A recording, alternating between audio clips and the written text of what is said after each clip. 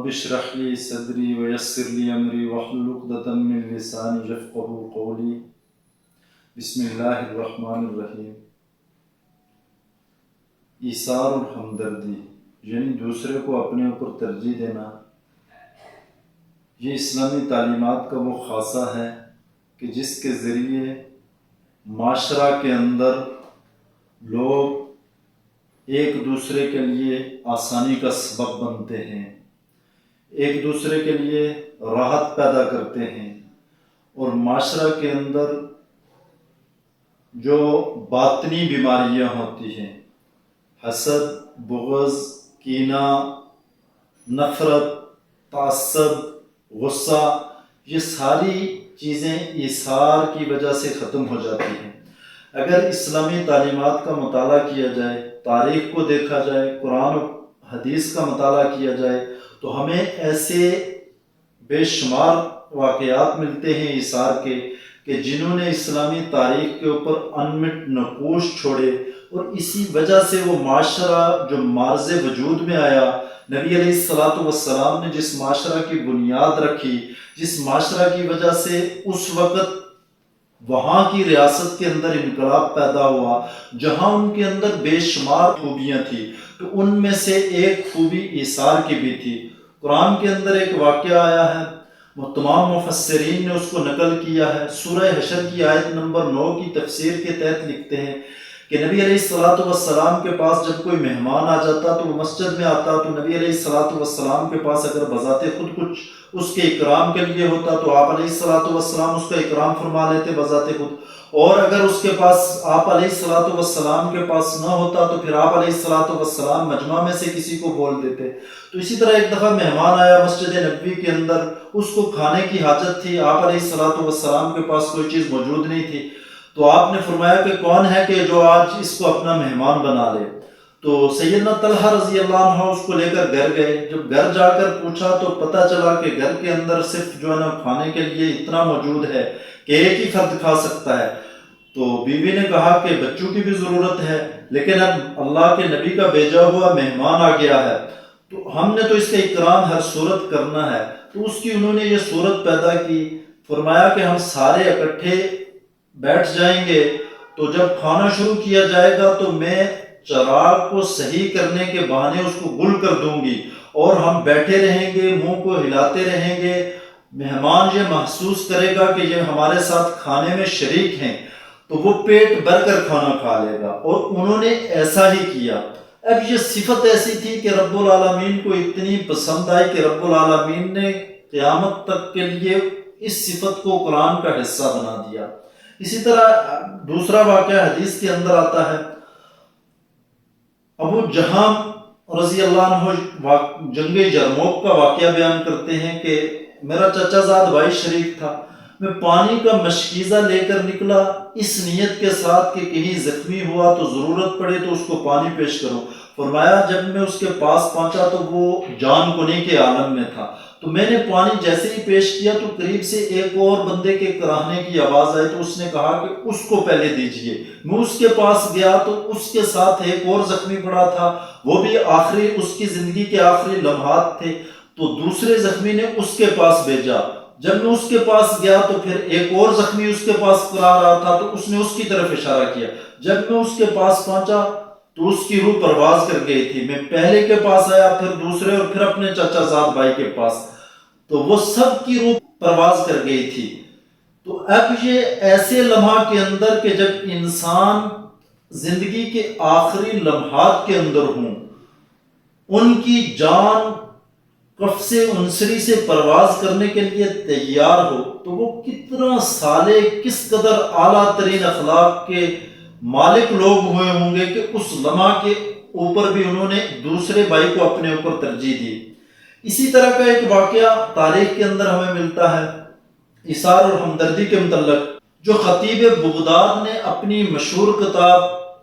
تاریخ بغداد کے اندر اس کو نقل کیا ہے۔ واقدی کے متعلق لکھتے ہیں امام واقدی کے متعلق کہ ایک دفعہ ایسے حالات پیدا ہوئے کہ کھانا پینے کے لیے وسائل کا پیدا کرنا مشکل ہو گیا، یہاں تک کہ فقر کی صورت پیدا ہو گئی۔ تو فرمایا کہ عید قریب آ رہی تھی، تو گھر بیوی نے کہا کہ یہ تو ممکن ہے کہ ہم تو صبر شکر کر لیں گے، لیکن بچے ہیں تو جب ایسا معاملہ ہوگا تو ان کو پریشانی ہوگی۔ تو کہا کہ میں اپنے ایک ہاشمی دوست کے پاس گیا، اس سے جا کر ساری بات عرض کی، تو اس نے مجھے ایک سر بمہور تھیلی عطیہ کے اندر دے دی۔ میں گھر کے اندر آیا، آ کر دیکھا تو تھیلی کے اندر دینار شمار کیے تو 1200 دینار تھے۔ فرمایا کہ شام کے وقت ایک سائل دروازے کے اوپر آیا، دستک دی، تو اس نے کہا کہ حاجت مند ہوں۔ تو میں نے کہا کہ میرے پاس 1200 دینار ہیں، نصف اس کو دے دیتا ہوں اور نصف اپنی ضرورت کے لیے رکھ دیتا ہوں۔ تو میری گھر والی نے کہا کہ تو کیسا آدمی ہے کہ سائل تیرے پاس آیا، تو کسی سے مانگنے کے لیے گیا، اس نے سارا کچھ تجھے عطیہ کر دیا، اور جب تیرے پاس سائل آیا تو کہتا ہے نصف، جاؤ اس کو اسی طرح تھیلی دے دو۔ کہا کہ میں اٹھا اور سر بامور تھیلی اس تاجر کو دے دی، وہ تھا تاجر۔ تو فرمایا کہ جب وہ گیا تو وہ ہاشمی دوست جو ہے نا وہ بھی ضرورت مند تھا، تو وہ واپس اسی کے پاس چلا گیا جس کو میں نے تھیلی عطیہ کی تھی۔ تو جب اس کے پاس پہنچا تو اس نے وہ سر بامور تھیلی واپس اسی کو دے دی۔ ہاشمی نے جب جا کر گھر کے اندر دیکھا تو یہ وہی تھیلی تھی جو اس نے واقدی کو دی تھی۔ تو کہا کہ میں بڑا پریشان ہو گیا۔ وہ آیا، اس سے بات پوچھی کہ یہ کیا ماجرا ہے کہ وہ تھیلی تو میرے پاس آ گئی۔ تو کہا کہ اس طرح کا یہ واقعہ ہوا کہ ضرورت مند آیا، میں نے اس کو دے دی، اور آگے پھر آپ ضرورت مند بن کر گئے تو اس نے وہ تھیلی اس کو دے دی۔ گویا کہ یہ ایثار کی وہ اعلیٰ ترین مثال تھی کہ سب کے پاس سے چل کر واپس پہلے کے پاس پہنچ گئی۔ تو اس وقت کا جو وزیر یحییٰ بن خالد تھا، اس کو جب اس واقعے کا معلوم ہوا تو اس 10,000 دینار لیے اور 2,000 دینار واقدی کو دیے، 2,000 اس کے تاجر دوست کو دیے، 2,000 ہاشمی کو دیے، اور 4,000 واقدی کی بیوی کو دیے، کہ اس وجہ سے کہ اصل تو کمال اس کا ہے کہ اس نے کہا کہ یہ سارا کچھ اس کو دے دو۔ اب یہ واقعات بتانے کا مقصد یہ ہے کہ آج جس قدر ہمارے معاشرہ کے اندر ایثار کی ضرورت ہے، آج ہمیں دوسرے کو اپنے اوپر جس قدر ترجیح دینے کی ضرورت ہے، شاید کہ زندگی کے اندر اس سے پہلے کبھی ضرورت اس کی نہ ہوئی ہو۔ کیوں؟ کہ آج لوگوں کے لیے ان کے مسائل انتہائی مہلک طرح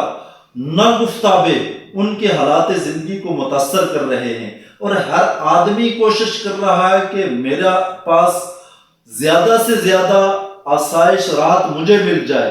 دوسرے کی آسائش اور راحت کم ہو جائے اس سے کوئی فرق نہیں پڑتا۔ تو اس میں اگر جو صاحب ثروت لوگ ہیں، جن کے پاس اللہ نے مال و دولت دیا ہوا ہے، جن کو علم دیا ہوا ہے، جن کو کوئی ہنر دیا ہوا ہے، جن کو کسی وجہ سے ذی وجاہت معاشرہ کے اندر بنایا ہے، سب سے پہلے تو یہ ان کی ذمہ داری ہے کہ وہ اپنے حصے کا بوجھ بانٹنا شروع کر دے۔ اگر کسی کو یہ تو آج معاشرہ کے اندر اگر تاجر کے پاس جایا جائے، بڑا تاجر ہے، تو یہ تو ہوتا ہے کہ وہ تجارت کے وقت اپنے گاہک کو، جو خوددار قسم کا گاہک ہے، 1 روپیہ اس کے ساتھ معاملہ کے اندر نرمی کرنے کے لیے تیار نہیں ہوتا، جبکہ عام مانگنے والے کو وہ بے شمار عطا کر دے گا۔ تو اب دیکھیں کہ آیا یہ ضرورت مند ہے تو میں اس کے ساتھ ایثار کر دوں۔ اسی طرح اگر کوئی علم والا ہے تو اس کے علم کا ایثار اس وقت یہ ہے کہ وہ اپنے کسی اور ایسے آدمی کو علم سکھلا دے کہ جس کے پاس علم نہیں ہے، تاکہ وہ علم کو بنیاد بنا کر اس سے اپنے لیے کوئی فائدہ پیدا کر سکے۔ اسی طرح رب نے اگر کسی کو ہنر دیا ہے تو وہ ایثار کرتے ہوئے اس ہنر کے اندر کسی دوسرے کو شریک کر دے، وہ کسی دوسرے کو سکھلا دے، تو اس سے کیا فائدہ ہوگا کہ اس کی ضرورت بھی پوری ہو جائے گی اور اس کی زندگی کے اندر آسانی بھی پیدا ہو جائے گی۔ اب اس کے اوپر ملے گا کیا؟ وہی طلحہ رضی اللہ عنہ کا واقعہ کہ جنہوں نے ایثار کر کے اپنے اوپر اس اپنے مہمان کو ترجیح دی جو اللہ کے محبوب صلی اللہ علیہ وسلم نے ان کے ساتھ بھیجا ہوا تھا۔ تو سورہ حشر کے اندر قرآن کی یہ آیت قرآن نے نقل کی ہے، وَيُؤْثِرُونَ عَلَىٰ أَنفُسِهِمْ وَلَوْ كَانَ بِهِمْ خَصَاصَةٌ، کہ وہ اپنے اوپر دوسروں کو ترجیح دیتے ہیں جہاں تک کہ ان کی اپنی ضرورت موجود ہوتی ہے۔ یہ تھے وہ لوگ کہ جن کے اندر اسلام کی اخلاقی قدریں موجود تھی، جنہیں دیکھ کر غیر مسلم اسلام کو قبول کیا کرتے تھے، وہ اسلام لانے پر خود بخود آمادہ ہو جاتے تھے۔ اب انہیں ڈھونڈ چراغ رخ زیبا لے کر، تو آج معاشرہ کے اندر اگر میں اپنے درجے کے ایثار کے اوپر آ جاؤں، دوسرا اپنے درجے کے ایثار کے اوپر آ جائے، تو مخلوق خدا کے لیے کس قدر آسانی پیدا ہو جائے گی۔ اور جو مخلوق خدا کے لیے آسانی پیدا کرے گا، رب العالمین نے فرمایا کہ یہ ساری مخلوق خدا رب العالمین کا کنبہ ہے، اور اللہ کے نزدیک سب سے زیادہ اللہ کی نظروں میں وہ پسندیدہ ہے کہ جو مخلوق خدا کے لیے اللہ کے کنبے کے لیے آسانی پیدا کرے۔ تو آسانی پیدا کرنے کی وجہ سے دنیا کے اندر میرا کوئی علم، میرا ہنر، میرا مال کم نہیں ہوگا، اس کے اندر بھی برکت ہوگی، اور دوسرے کے لیے بھی آسانی پیدا ہوگی، تو اس کی وجہ سے وہ معاشرہ کے دوسرے افراد کے لیے بھی آسانی کا سبب بنے گا۔ گویا کہ یہ وہ کڑی اور زنجیر ہے جو ایک سے دوسرے، دوسرے سے تیسرے تک پھیلتی جائے گی، تو معاشرہ کے اندر انقلاب برپا ہو جائے گا۔